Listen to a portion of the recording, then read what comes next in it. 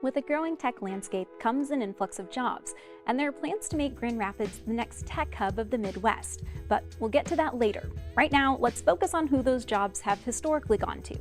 Data shows disparity with race and gender, with white and later Asian men making up the majority.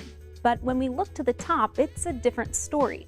A 2023 study by the Business of Tech shows almost 90% of IT industry leaders are white men. Take a look at this 2021 report by the Pew Research Center, where women make up only 25% of computer science-related jobs. And when looking at the pay scale of overall STEM jobs, there's a serious income disparity for Black and Hispanic employees. While men sit far below their white counterparts, these women of color are taking away the smallest earnings. Now, believe it or not, this is actually a big improvement compared to reports from, let's say, 2014.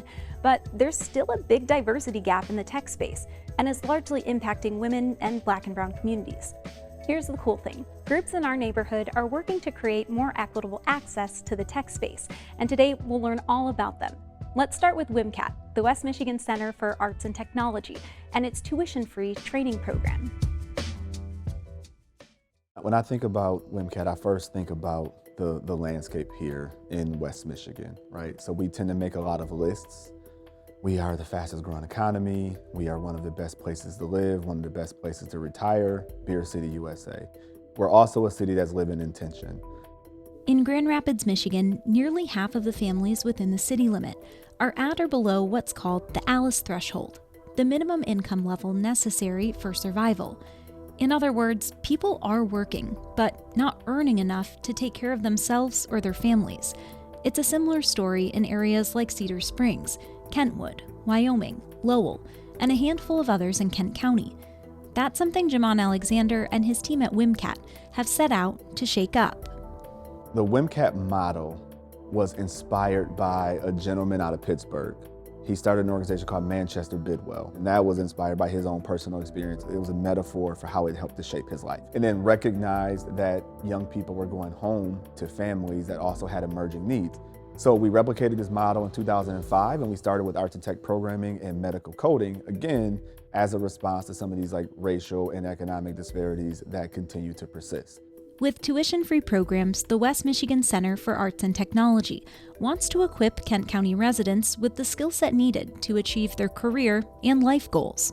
When I started this program, honestly, I didn't think I was gonna make it. Let's just start there. I didn't think I was gonna make it. I was a young mom, just the typical mom going to work, working in the factories, doing what I needed to do to get by. I would say WMCAT changed my life drastically because it wasn't just a program, and it didn't just change me to say, I'm Rashika and I am a certified medical coder. I am now Rashika who can do anything. Historically working to pave pathways in the healthcare industry, WMCAT recently shifted its focus to tech training.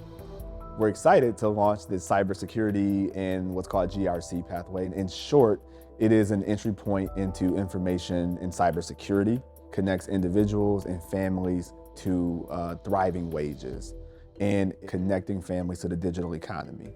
Careers in tech have cannonballed onto the West Michigan scene, with economic development agencies like The Right Place setting out to make Grand Rapids the next tech hub of the Midwest. Even in this area, we started to understand, okay, cloud is emerging. All of these spaces, the security side of it is also emerging. And so I've seen rapid growth to be the issue for why we have such a gap in resources and individuals that are trained in cybersecurity. We can't hire and train people fast enough to get them in the industry. The shift was a strategic move by WMCAT to capitalize on tech emergence in West Michigan, and the pay scale might show you why. Where folks are moving to is positions that, according to West Michigan Works, on average is like $64,000 up to $77,000 to start. Wages that could again start to close that income gap that continues to persist here in West Michigan. Demand for these positions not only exists today, but also the projection is that it's going to grow by like 18% over the course of the next few years. The earning potential is, I'll even use the term astronomical right now. It is so difficult to get individuals hired in this area. You have the same companies fighting for the same people, and when you do that, the big fish wins. Now you've got these big programs that can spend big dollars to bring in the talent. The Tech Pathway program is open to any adult in Kent County experiencing unemployment or underemployment, with WMCAT encouraging members of the BIPOC community and women to apply. Because these are the groups that have historically been left out of the digital economy, and we want to make sure that we can connect people to where the future's headed, and frankly, to design our future.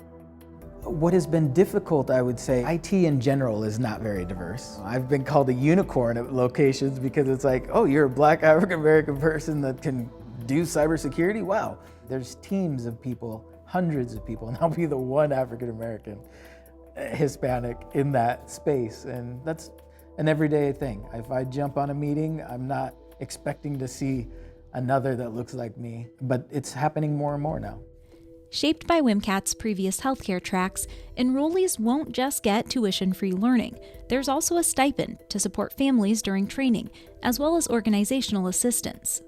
It was a whole support system, from transportation to financial assistance to emotional and mental support. When they didn't have daycare, we brought babies to school. We're passing babies around the class so mom can take her test, or they supplied everything for us to help us make it to our end game. Upon graduation, WMCAT also partners with organizations who are eager to take on new talent. The narrative right now in the employer community is we can't find talent, or people don't want to work. And I think the question should be, what can we do to curate environments that make it easier for people to say yes to work? We assume that work works for everybody. Work historically has not worked as well for parents, Black and brown people. For women, our employer partners, the request and the expectation is that the environments are supportive. Tech is certainly an emerging industry, not just in West Michigan, but around the world. Alexander says now it's important all our neighbors have access to it.